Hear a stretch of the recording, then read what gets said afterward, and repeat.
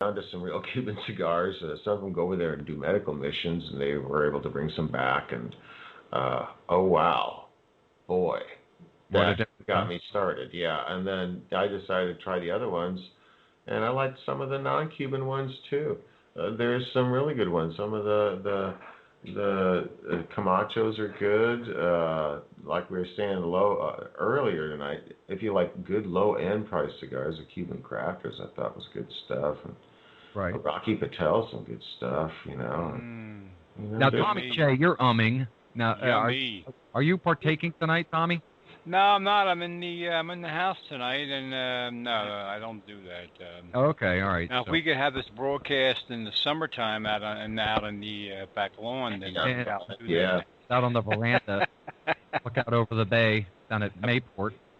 that. Well, my wife is really cool. She'll even smoke a cigar once in a while, but she's also a person that runs about 6 miles a day, so she doesn't smoke too many. But every once in a while, she'll sit down and belly up to the bar with the guys and Cool. smoke a cigar.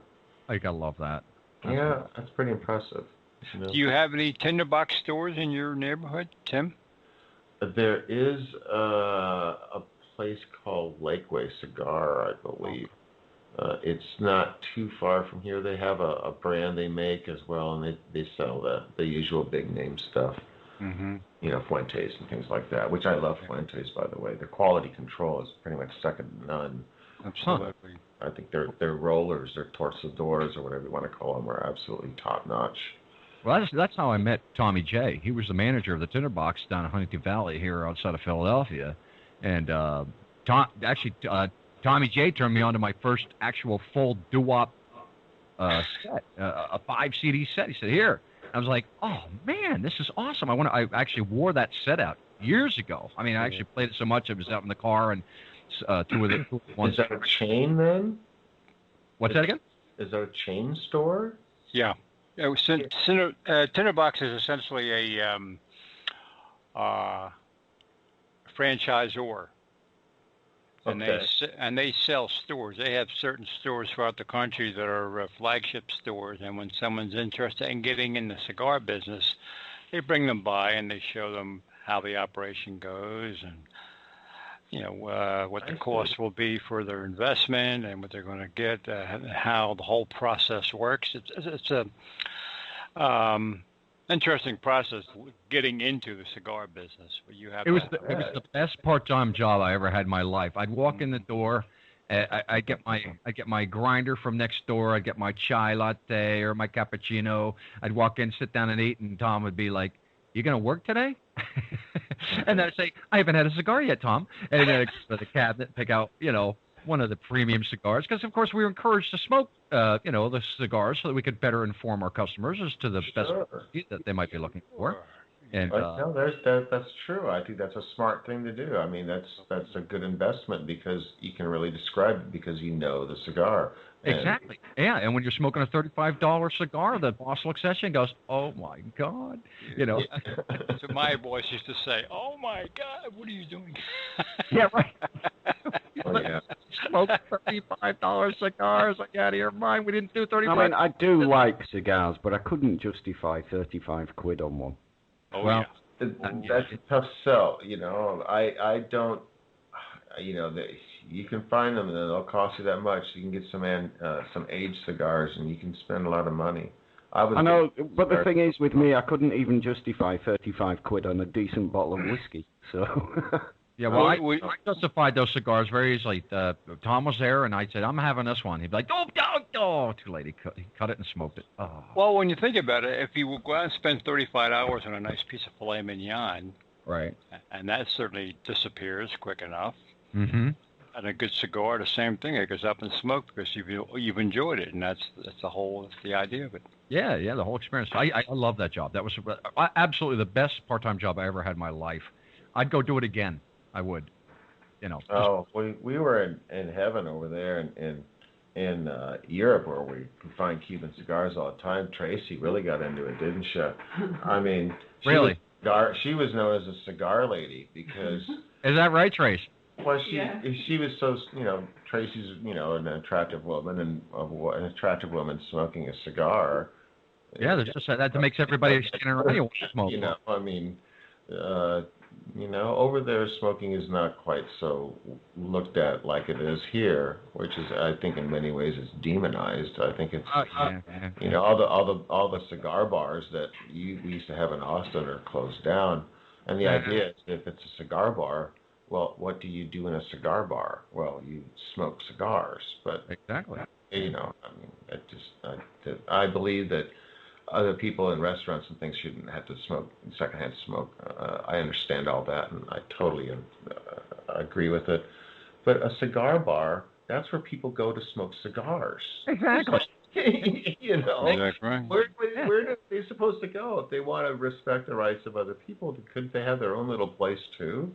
The PC police are all over us for that stuff. Yeah, I know. Wait, yeah. Well, Morton's of Chicago, the big steakhouse, they have a open cigar smoking policy in their restaurants.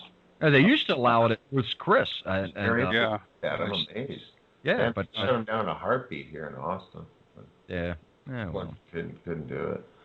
Well, Tim, before you back in the old days, you were with a band called the Figurados, and you guys did a CD. What was that CD about?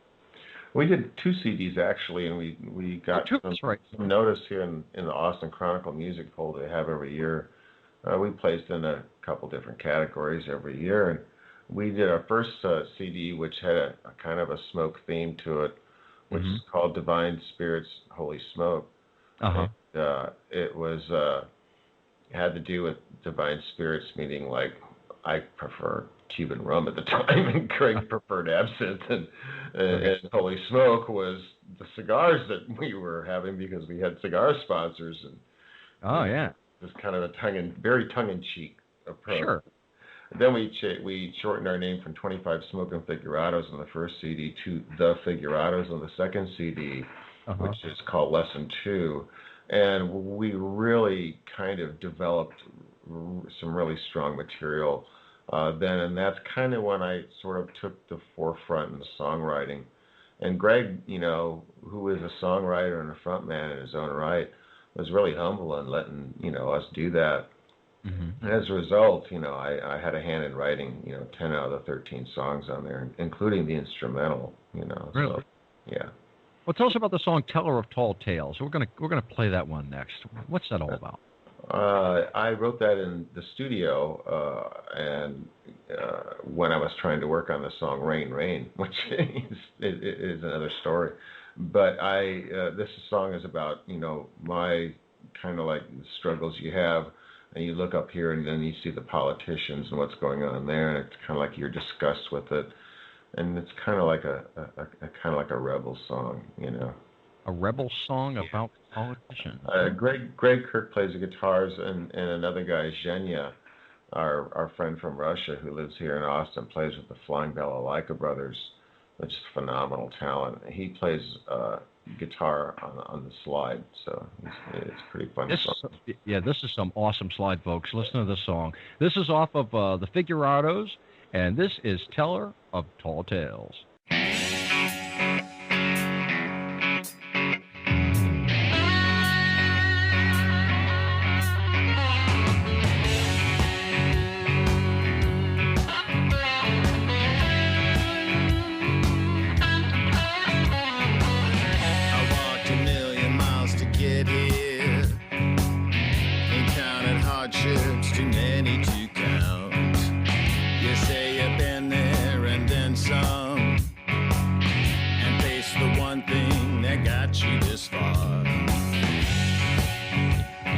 Let's compare notes. Let's compare notes. You know the twists and turns on this road. Perilous journey, keep your eyes in your head. Things don't seem right, things don't add up. Let's compare notes. Let's compare notes.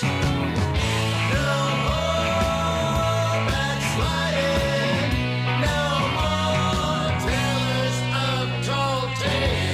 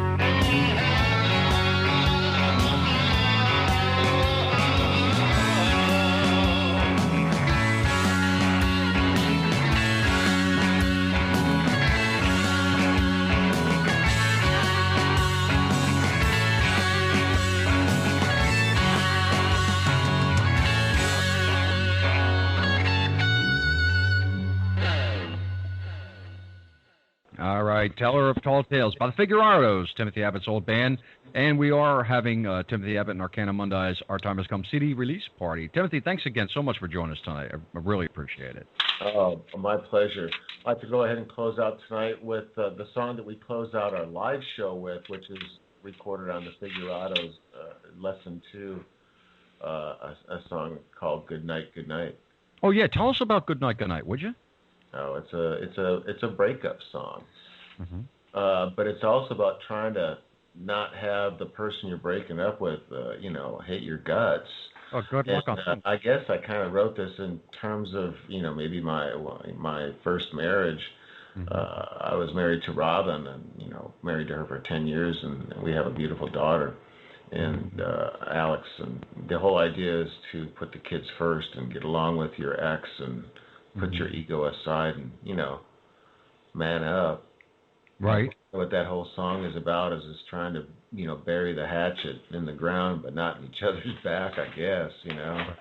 And so that's what that song's kind of about. Who's playing on this one? Who's playing on this one? Yeah, who's played with you on it?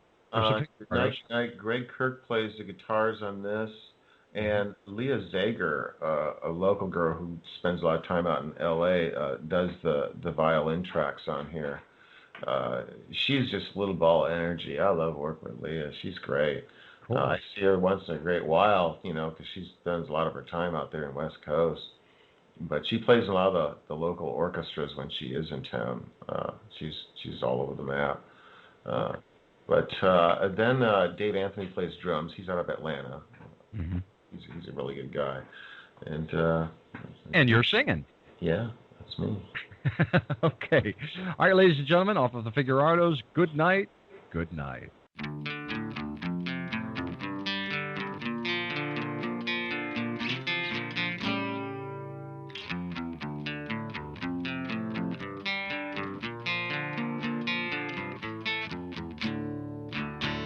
Good night, it's time to say goodbye. I've been here too long as it is. Goodbye, it's time to say so long. Happy trails and all that, I'm gone. And I hid deep inside things I never knew, like how I was to feel so human. And somehow live through all the stress, live through all this mess with you. And so we part, great days ahead, for we